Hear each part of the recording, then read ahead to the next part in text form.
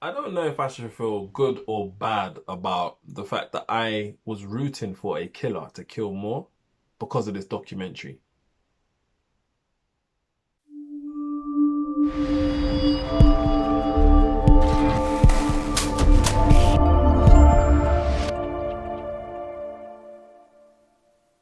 What's happening, peeps? Quarantine life. Hey, it's crazy. It's crazy. Welcome to Filmy Thoughts, by the way.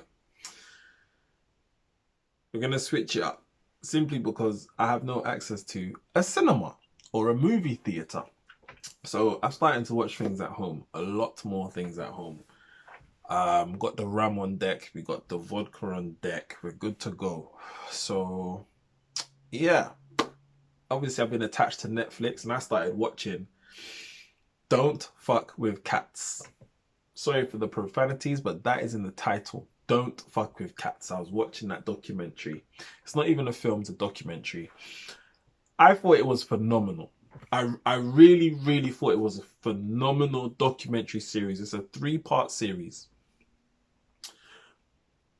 You've got to watch it. By the way, sorry, the reason I paused there is because I didn't say welcome to Filmy Thoughts. And if you haven't already, click that subscribe button. Short and sweet intro. Let's get back to Don't Fuck with the Cats. So, I'm going to try not to give too much spoilers here, right? But I'm going to give you a synopsis of this documentary. Basically, long story short, right? Because it's an hour times three, so it's a 3 hour film, let's say, right? Long story short is there is a guy who craves attention, and he's not there, right? And he basically goes and sets up a thriller type film of Catch Me If You Can. It's like Catch Me If You Can merged with Silence of the Lambs, merged with Bone Collector and Kiss the Girls, and boom, out came Don't Fuck with the Cats. But based on a true story, I'm watching this film, documentary, sorry, and I am genuinely thinking I am watching a thriller film. So much so, and I'm not even ashamed to say this, but I was rooting for the bad guy. I was rooting for the killer. That is crazy. Anyway, I digress because I was telling you what Don't Fuck with the Cats is about. So basically, it's a wild goose chase of, all based on the internet, by the way, wild goose chase of a group, a small society of internet nerds trying to track down a killer online just by taking in all parts of a video. The lengths these guys went through to try and find this guy, I think, is crazy and somewhat sadistic. I would also say that they definitely facilitated and encouraged the activities that were going on, because the guy who was guilty obviously craved attention and he was getting that from his own dedicated groups, and they only egged him on to do better. But the documentary is phenomenal. It is phenomenal. There's some serious questions to be asked here. One of which I basically just kind of gave my opinion on.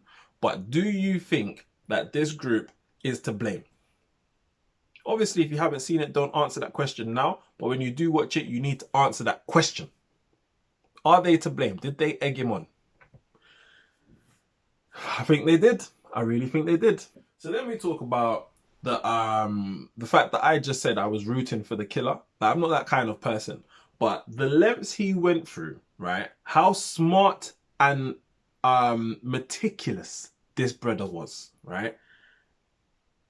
I thought it was phenomenal. It was like stuff you only see in a film. This is why I'm saying throughout the whole 3 hours, I genuinely felt like I was just watching a film. Hence why I was really rooting for the bad guy. I wanted the bad guy to continue killing because I wanted to see how this group were going to track him down and who they were going to approach and how they figured it out. But because it's based on the internet, it could be happening anywhere in the world.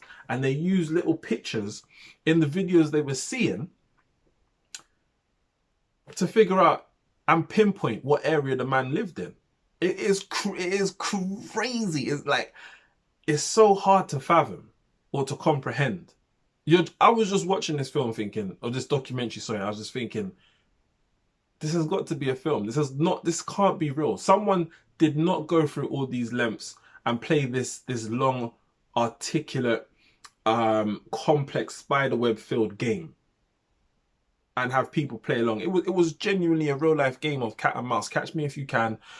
He started off killing cats, and obviously that's what got this group mobilized and got them actively trying to find out who the hell is out here killing cats. The way that he is killing them as well, it was outrageous. But every single thing he does is down to a film he's watched. Basic Instinct, Silence of the Lamb, Casablanca, all kinds of films. He was a film fanatic and he wanted the center stage. So he set in place different elements from each film in real life and made his little 2 year stint an actual film. It's insane. The mind boggles. I think it's phenomenal. You've got to watch it. I'm giving it 5 out of 5. I was so engaged. I was supposed to watch one episode. This is the second time Netflix has done this to me, because they've done it on that American footballer, that Hernandez guy. I was supposed to watch one episode, and I end up watching and sitting in my front room until 3 o'clock in the morning because I'm watching the whole thing. But my God, it was worth it. It was worth it. You've got to watch this. And let me know your thoughts.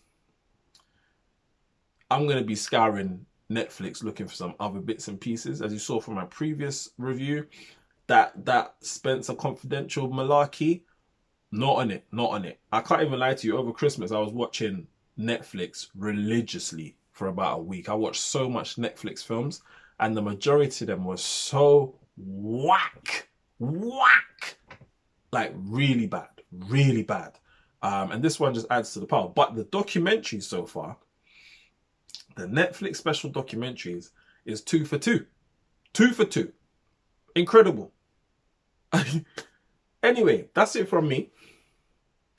I got my rum downstairs waiting for me. Whether it's the evening, the morning, the nighttime, the daytime, or the afternoon. I know the first world country anyway. Most of the first world countries are under lockdown right now. So I hope you're blessed. I hope you're safe. Hope there's no harm coming to you or your loved ones. You know, hopefully we all get out on the other side and enjoy some life. But until then, just embrace this moment. Use it. Take care, guys.